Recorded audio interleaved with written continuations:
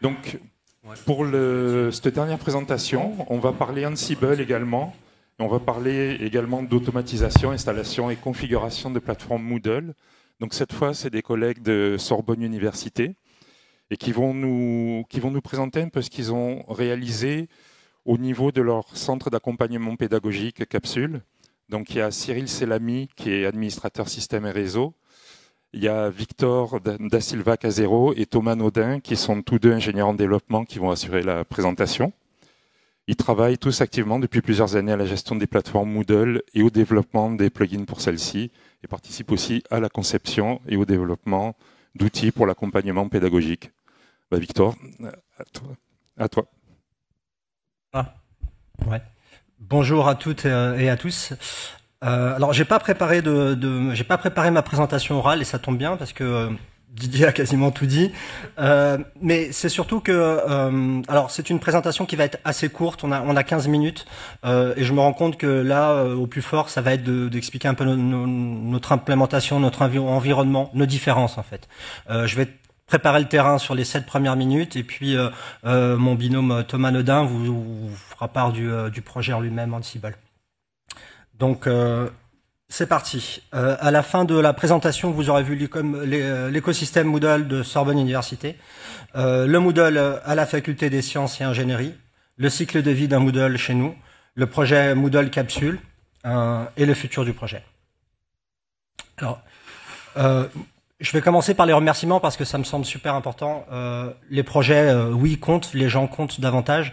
Ce projet a été amorcé grâce au GIRES à Dijon. C'est là où on a découvert un peu que la techno Ansible était vraiment utilisée dans toutes les universités. Je fais un petit clin d'œil à notre pendant Comet à l'université de Nanterre qui nous a mis aussi le pied à l'étrier.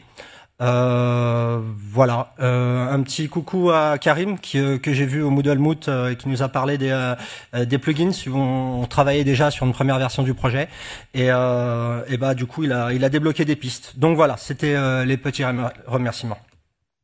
Donc l'écosystème Moodle de Sorbonne Université. Souvent quand je parle avec certains d'entre vous, Sorbonne Université, en fait à Paris, toutes les facs s'appellent, enfin toutes les universités s'appellent Sorbonne. Il me paraissait intéressant, juste rapidement, de vous dire que Sorbonne Université, c'est la fusion de Paris 4 et Paris 6. Pour ceux qui ont connu Paris 6, c'est le campus de Jussieu, Pierre et Marie Curie. Et donc du coup maintenant c'est 3 facultés, les lettres, santé et les sciences. Et donc, dans ces 3 facultés, il y a 3 Moodle. Chaque faculté a son Moodle. Et ce qui va nous intéresser, c'est le Moodle de la faculté des sciences. Donc, c'est Capsule qui gère le Moodle de la faculté des sciences. Capsule, c'est le centre d'accompagnement pour la pédagogie et le support à l'expérimentation.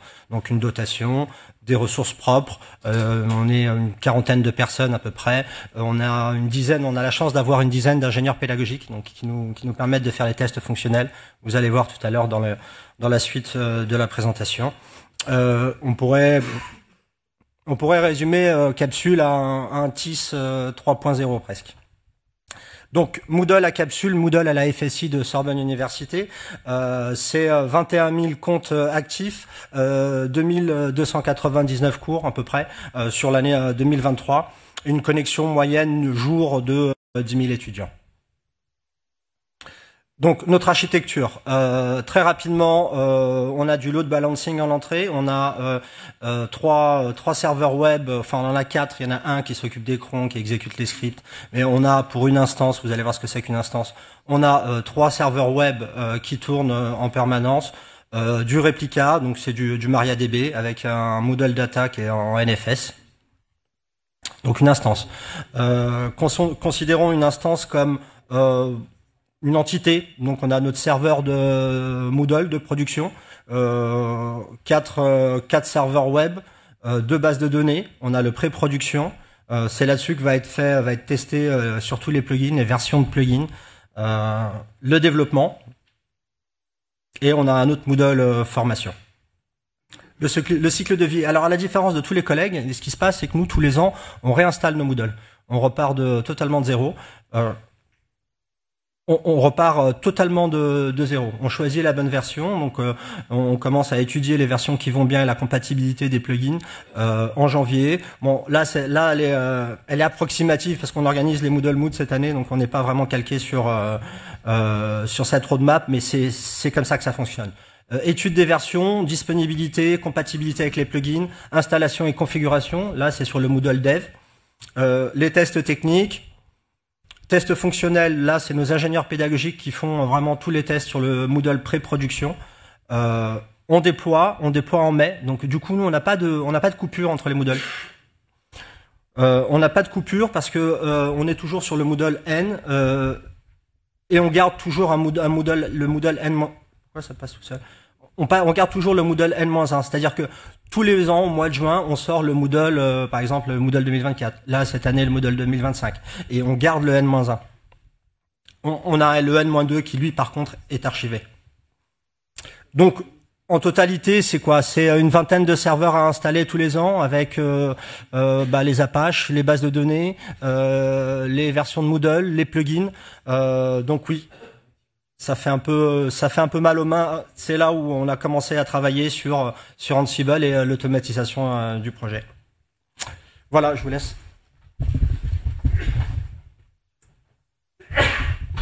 Donc bonjour, donc Thomas Naudin, développeur et gestionnaire de plateforme à Capsule. Donc je vais passer sur qu'est-ce qu'Ansible, vu que ça a été très bien expliqué précédemment. On va passer directement à pourquoi nous avons choisi Ansible. Donc il nous fallait une solution de déploiement automatique, parce que comme évoqué précédemment, nous avions une vingtaine de serveurs à gérer chaque année. On aurait pu choisir d'autres solutions qu'Ansible, mais suite à la participation de Victor au JREST à Dijon en 2019, il a découvert Ansible, il est revenu à Capsule tout feu tout flamme, et nous avons aussi donc la possibilité d'une présentation par Comet, donc notre pendant à Nanterre, qui nous a fait une démo de déploiement Moodle, et donc là on a vu un miracle. Ça nous a tellement ouvert les portes des possibles que nous avons très rapidement demandé une formation Ansible au sein des locaux de Capsule, ce qui a permis à l'équipe dev et système de travailler de concert et de vraiment monter en compétences ensemble. Donc, une fois cette période d'émerveillement passée, il a fallu donc nous fixer des objectifs, à savoir pouvoir déployer et configurer nos Moodle sans avoir besoin d'intervenir. Et pour ce faire, on s'est inspiré d'un projet Ansible qui existait déjà, à savoir Buluma Moodle, qui est disponible sur l'Ansible Galaxy. Donc, on l'a étudié. Donc, dans un premier temps, il fallait préparer les VM qui étaient fournis par la DSI. On n'a pas la main dessus, c'est vraiment la DSI qui nous fournit des environnements vierges, plus ou moins vierges, avec l'installation d'Apache, de PHP, de MariaDB et des outils nécessaires au bon fonctionnement de Moodle. Dans un second temps, le déploiement de Moodle en proprement dit, donc la partie applicative, le Moodle Data et la base de données. Ainsi que, et à partir de là, on allait plus loin que ce que faisait le projet sur lequel on s'était appuyé. Le lancement du script d'installation permettant d'avoir un Moodle utilisable, donc avec la base de données prête et l'admin utilisateur déjà présent. L'installation de nos 53 plugins Moodle. Et la configuration complète de la plateforme, plugin compris, ce qui s'est révélé un peu plus complexe que prévu. La première fois qu'on a lancé on a fait notre premier projet Ansible, mais ça, je vais y revenir dans la partie qui va suivre. Donc là, je vais vous présenter dans les grandes lignes la logique mise en œuvre dans nos playbooks. Si vous voulez voir un peu plus en détail, vous pourrez venir me parler, je serais ravi de vous expliquer comment ça fonctionne plus en profondeur. Donc, on commence par mettre à jour tous nos serveurs Moodle. Donc, les VM sont listés et rangés en groupes, les groupes web et les groupes bases de données, dans le fichier host. Donc, on y est, on en profite aussi pour installer les paquets communs sur toutes les machines, notamment Git, qui ne vient pas.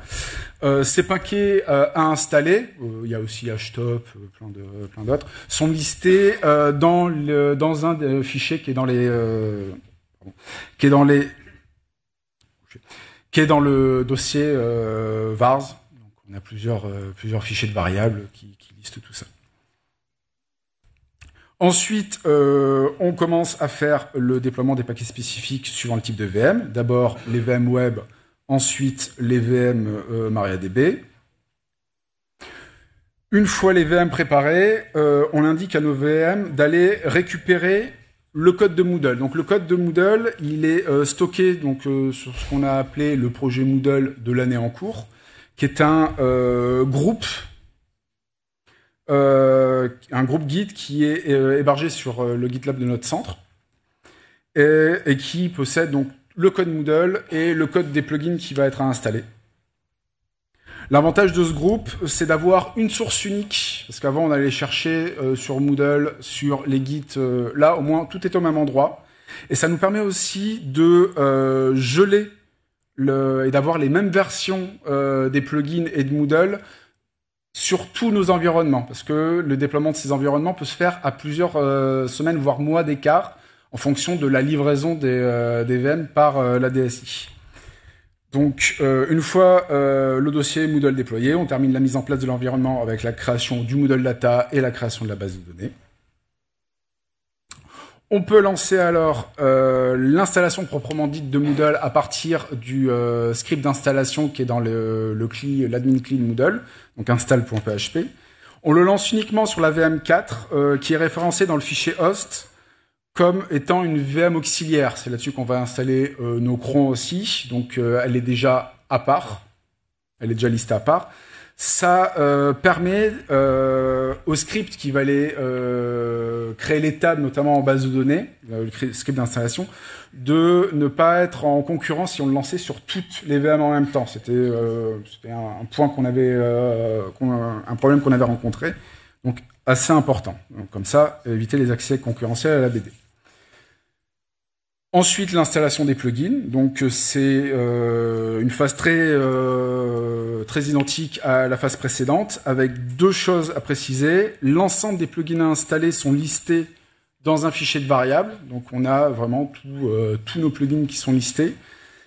Et on a aussi une liste, la liste de tous les chemins où installer les plugins dans l'arborescence Moodle, qui est stockée aussi dans le fichier de variables. Une fois donc les plugins installés, déployés, on les installe réellement en faisant appel au script de mise à jour de Moodle, donc toujours dans l'admin cli upgrade.php. Là aussi, uniquement sur la VM4 pour éviter les accès concurrentiels à la BD. Et donc maintenant que on a tout bien installé, on passe à la configuration des briques Moodle et des plugins qui viennent d'être installés. Partant du principe que chaque brique Moodle ou chaque plugin, il n'y a pas la possibilité de standardiser la manière dont il va être configuré. Pour certains, c'est uniquement à travers l'administration web de Moodle, on peut y accéder et on a juste à remplir les paramètres. Pour d'autres, il y a ces paramètres, il y a d'autres tables dans Moodle qui ne sont pas accessibles facilement en ligne de commande, où il y a des installations d'outils à côté. Donc, on a décidé d'extraire la logique de configuration dans des scripts à part, donc des blocs Ansible, et qui sont inclus dans un playbook général. Chacun de ces blocs correspond à une brique Moodle ou à un plugin et sont accompagnés de leur propre fichier de variables, ce qui est plus simple à maintenir quand on veut changer un paramètre. Le playbook général va récupérer la liste qui a servi à installer les plugins et aller jouer le bloc correspondant qui se trouve dans le dossier include. Sur la même logique, il existe aussi une liste de briques Moodle à configurer, mais pas à installer parce qu'elles sont déjà là nativement, et qui va permettre d'aller jouer les blocs qui conviennent aussi. Une fois les configurations terminées, on nettoie un coup les caches pour être sûr que toutes les modifications sont prises en compte, et là, paf, on a un Moodle prêt. Sauf que non, parce que tout n'est pas automatisé encore, malheureusement. Il nous manque encore quelques configurations que nous devons faire à la main. Et parce que le travail n'est jamais fini, comme on a dit, on travaille toujours encore à améliorer nos playbooks. On pense toujours à faire des améliorations de ci, de là. Voilà, c'est un travail de chaque instant. Donc, notamment, niveau de l'optimisation des playbooks, pour les rendre vraiment indépendants entre eux, là, on a des configurations qui se font, qui pourraient se faire même si le plugin n'est pas installé. Donc là, il faudra revoir là-dessus. On va aussi chercher à intégrer Mouche dans notre écosystème, parce que suite à une démonstration cet été au Moodle Mood de Marseille, moi, j'ai vu la solution à pas mal de problèmes, notamment la création des catégories de cours et la gestion des rôles et des droits. Et notamment en créant nous-mêmes nos propres scripts Mouche. Et aussi, on va chercher à généraliser nos playbooks pour le rendre disponible à la communauté. Et enfin, en possibilité d'évolution future, voir si la robustesse apportée par les rôles nous apportera vraiment un plus. Pour l'instant, on n'a pas eu besoin, mais pourquoi pas. Et enfin, voir si l'interface graphique d'AWX nous apporte une plus grande simplicité d'utilisation. Voilà. Merci beaucoup.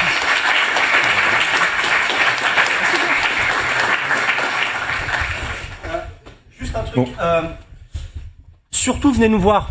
Surtout, il faut qu'on en discute. Si vous avez des besoins, des questions, après en off, on se croise dans les couloirs et n'hésitez pas à nous interpeller. C'était l'idée surtout de cette présentation, c'était vraiment de partager, d'échanger avec vous. Merci. Écoute, merci beaucoup. Et du coup, il y a peut-être déjà des premières questions dans la salle. On a quelques minutes. Alors, il y en a deux. Alors, une d'abord ici, plutôt vers le centre, et après tout à droite, s'il vous plaît.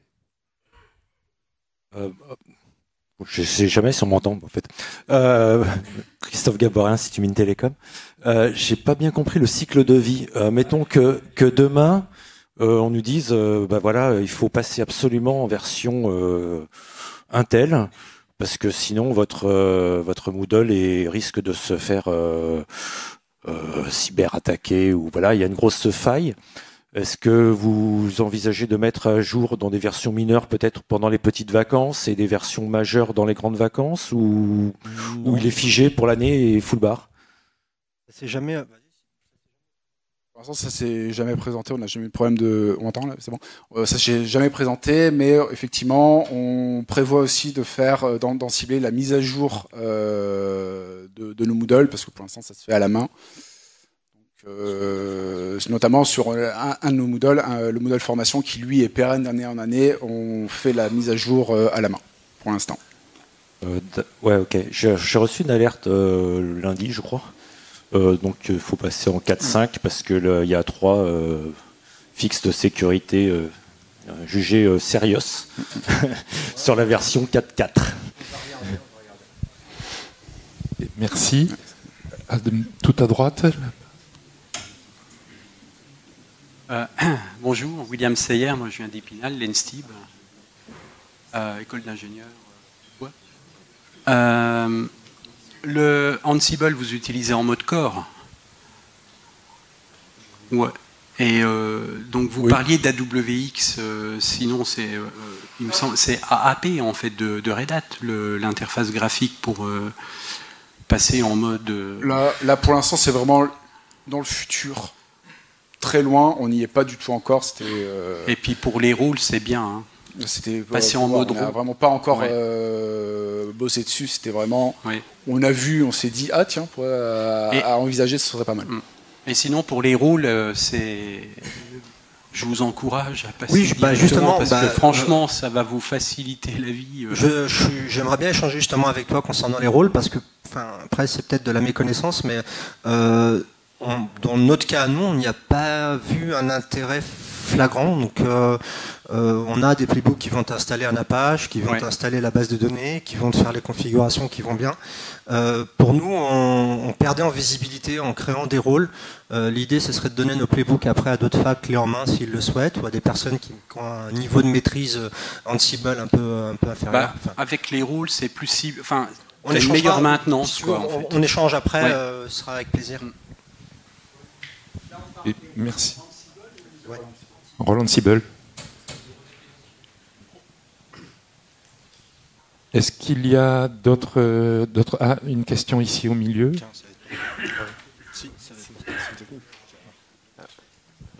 Bonjour, Mathieu Marc de l'ENSAM. Moi, c'est sur l'archivage des plateformes année par année. Vous n'avez pas de cours qui sont sur plusieurs années? Non. Si, mais on a un plugin qui permet d'importer d'une année à l'autre les cours. Oui, ça nous permet de nettoyer les scories des vieux cours. On repart sur c'est les enseignants qui...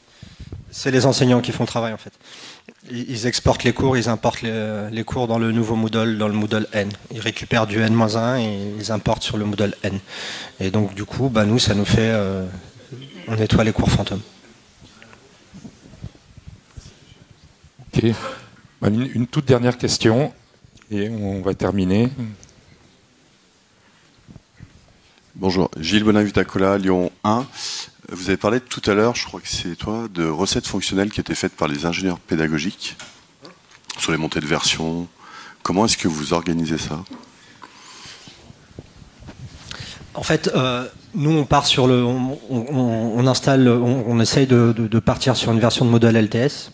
On fixe la version, on installe sur le modèle de développement. Une fois que c'est validé techniquement, du coup, on installe sur le pré-prod, on installe tous les plugins. Et après, sont les ingénieurs pédagogiques qui font leurs tests, plugin par plugin, configuration par configuration. On a l'avantage d'avoir, 8 ingénieurs pédagogiques. Donc voilà, après, c'est sur des decks, il y a des problèmes là, il y a des problèmes là, ça nous redescend, et puis on essaie de résoudre les problèmes. Ils jouent le jeu. Ouais. On a une très bonne équipe. Là, c'est filmé. Merci à tous les ingénieurs pédagogiques de Capsule, qui sont la pierre angulaire. Oui, ils jouent le jeu. C'est pas évident, ça demande une grosse implication. Non, c'est pas toujours évident. C'est fastidieux. Bon, après, ils disent qu'ils le font, mais normalement, on n'a pas de... Non, ils jouent le jeu. Merci. Ok. Donc, on va terminer là-dessus cette session. Merci à tous. Merci à tous les orateurs. Vous pourrez le retrouver si vous avez des questions. Donc, on rappelle encore le Rocket Chat. Donc, vous pouvez aller voir sur JRS Session les Rocket Chat thématiques si vous voulez continuer les discussions. Également, merci à l'équipe technique et à l'hôtesse. Merci pour tout. Merci à tous et bonne. Alors, il y a la session industrielle, si vous voulez, à 18h15. Voilà. Et sinon, bonne fin de journée.